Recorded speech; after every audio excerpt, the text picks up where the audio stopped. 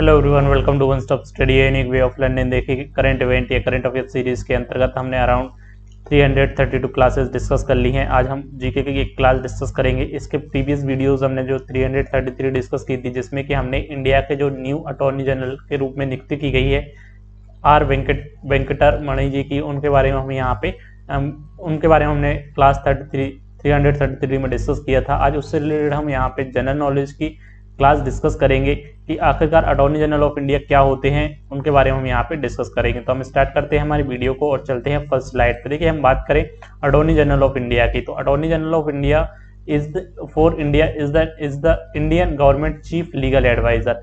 तो ये Indian government जो आपकी केंद्र सरकार की जो है वो आपके चीफ लीगल एडवाइजर होते हैं and is the chief advocate in the court. और कोर्ट में जो है यहाँ पे चीफ एडवोकेट के रूप में भी जो है यहाँ पे सेंट्रल गवर्नमेंट को जो है रिप्रेजेंट करते हैं अटॉर्नी जनरल ऑफ इंडिया। तो भारत के महान्यायवादी क्या होते हैं? अटॉर्नी जनरल केंद्र सरकार के लिए देश के सबसे शीर्ष कानूनी अधिकारी और मुख्य कानूनी सलाहकार होते हैं, जो सुप्रीम कोर्ट में महत्वपूर्ण मामलों में केंद्र सरकार का प्रतिनिधित्व करते हैं। They are appointed by the president of India. और हम बात करें अटॉर्नी जनरल या भारत के महान्यायवादी की, तो इनकी जो नियुक्ति की जाती है वो आपके प्रेसिडेंट ऑफ इंडिया के द्वारा इनकी नियुक्ति की जाती है। और किस आर्टिकल के अंतर्गत? इंडियन कॉन्स्टिट्यूशन के आर्टिकल 76 के अंतर्गत जो है भारत के महान्यायवादी या अटॉर्नी जनरल ऑफ इंडिया की नियुक्ति की जाती है।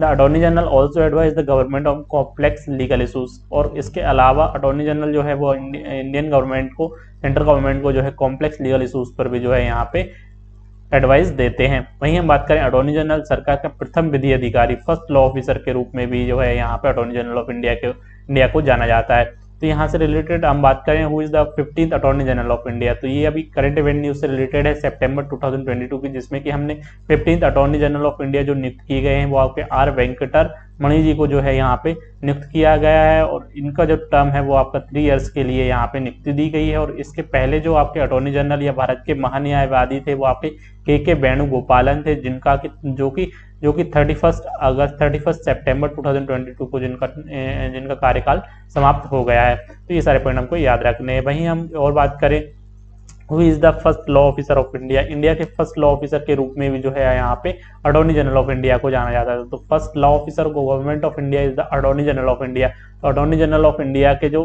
फर्स्ट लॉ ऑफिसर होते हैं वो आपके इंडिया के जो फर्स्ट लॉ ऑफिसर होते हैं वो आपके अटॉर्नी जनरल, भारत के महान्यायवादी में जो है वो आपके फर्स्ट लॉ ऑफिसर भी इंडिया के फर्स्ट लॉ ऑफिसर भी होते हैं इंडिया के। वहीं हम बात करें who appoint attorney general of India, हमने यहाँ पे देख लिया अटॉर्नी जनरल ऑफ इंडिया की जो नियुक्ति की जाती है वो आपके प्रेसिडेंट जी के द्वारा यहाँ पे नियुक्ति की जाती है। तो इससे रिलेटेड देखिए, इससे रिलेटेड करंट इवेंट और स्टैटिक जीके की हम बात करें तो करंट इवेंट से रिलेटेड इससे क्वेश्चन क्या बन सकता है? तो करंट इवेंट से इससे रिलेटेड क्वेश्चन बन सकता है कि इंडिया के 15th अटॉर्नी जनरल के रूप में किसकी नियुक्ति की गई है? तो आर वेंकटरमणि जी को जो है यहाँ पे 15th attorney general of India के रूप में नियुक्त किया गया है। वहीं हम स्टैटिक जीके की बात करें, स्टैटिक जीके की हम बात करें तो स्टैटिक जीके से यहाँ पे क्वेश्चन बन सकते हैं। पहला ये बन सकता है कि अटॉर्नी जनरल होते क्या है? तो अटॉर्नी जनरल जो होते हैं वो इंडिया की कानूनी सलाहकार, प्रथम जो इंडिया कानूनी सलाहकार, अटॉर्नी जनरल केंद्र सरकार के लिए देश के सबसे शीर्ष कानूनी अधिकारी होते हैं, चीफ लीगल एडवाइजर के रूप में जो है यहाँ पे अटॉर्नी जनरल इंडिया के लिए वर्क करते हैं। और वहीं अटॉर्नी जनरल की हम बात करें कि अटॉर्नी जनरल, सेकंड क्वेश्चन बन सकता है कि अटॉर्नी जनरल ऑफ इंडिया की नियुक्ति किसके द्वारा की जाती है? भारत के महान्यायवादी जी की।